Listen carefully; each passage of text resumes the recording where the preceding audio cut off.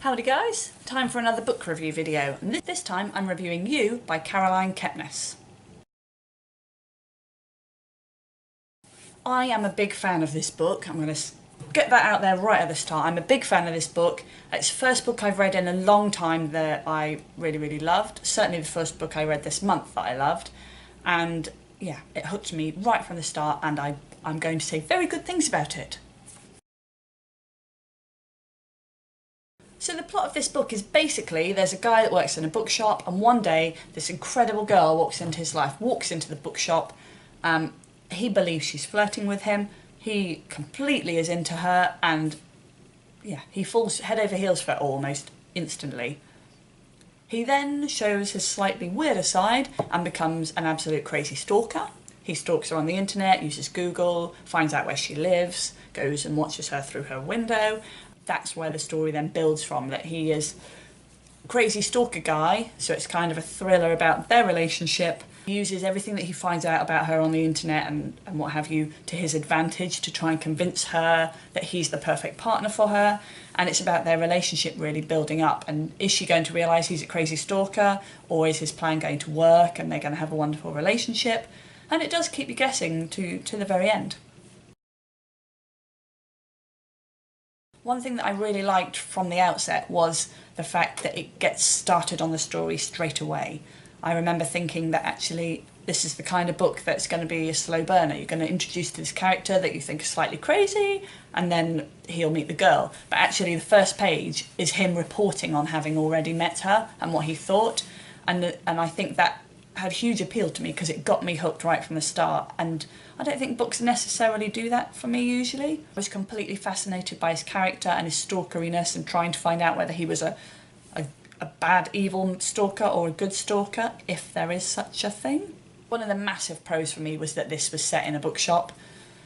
He works in a bookshop, he is a complete book nerd. He's, alongside that stalkery side of him, there is a kind of, he's got quite an obsessive nature, and the obsessive nature means that he's also quite obsessive about books. So there are a lot of book references, a lot of author references, and I like that. It made him really appeal to me, as much as evil, weird stalkers do appeal to a person.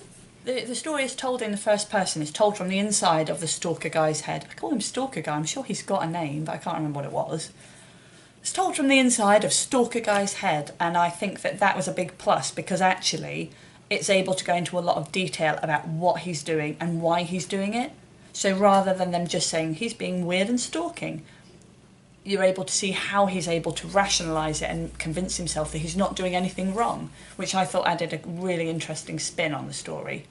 I think that most of the time when you're in this guy's head, he does completely creep you out and you think he's absolutely weird, but other times you think this is pure genius. I never thought of seeing it from that point of view, and I think that's a sign of a fantastic author, when you can take a creepy, weird stalker, I think I've said that quite a few times, but turn him into quite a likeable, intelligent character. There were quite a few times where he would do something and act in a certain way, and you thought, oh yeah, I get why he does that. I know him, I really know this guy, and I understand why he's doing it.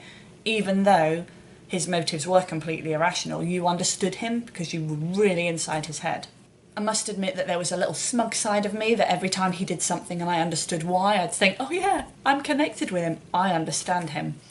And yeah, I did feel quite smug because I felt I understood his motives behind things and really understood him as a character. One thing that the author does really well is that they make you sympathise with a crazy stalker guy, which I didn't think you could do. And actually, taking a thriller story like that, and I've read similar stories to it before, but telling it from the other person's perspective is just a whole nother level and completely fascinating. And actually, when he was doing weird stalkery things, he was rationalising it. I'm doing this because it was, show that I love her and she'll see this and do that and blah. And actually, that was a really interesting side to see it from a weirdo's perspective.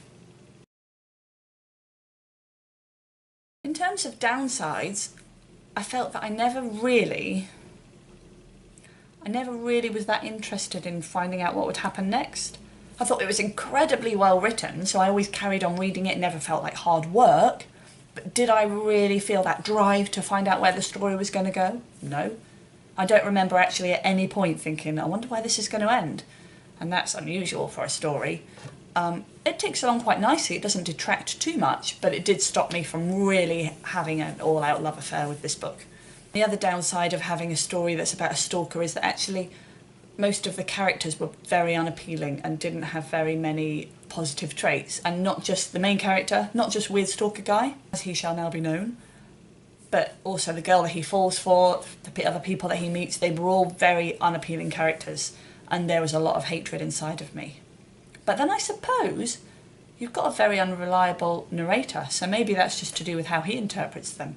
Ooh, almost want to read it again to find out whether that is the case. Maybe there is another side. I think that's the good thing about reading books that are from one person's perspective, because you never really know whether that's true.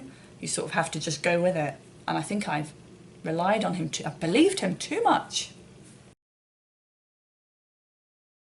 So I loved this book, really enjoyed reading it. I gave it 4 out of 5 stars, and I recommend it to everyone to read it.